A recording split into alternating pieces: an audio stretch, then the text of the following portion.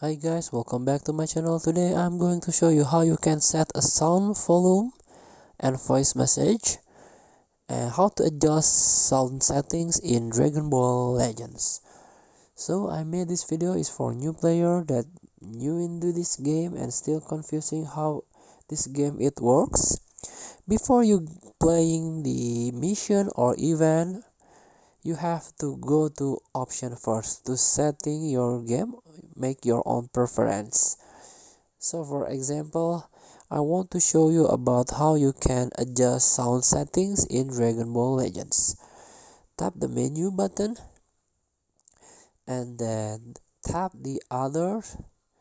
As you can see, there are a lot of choice here.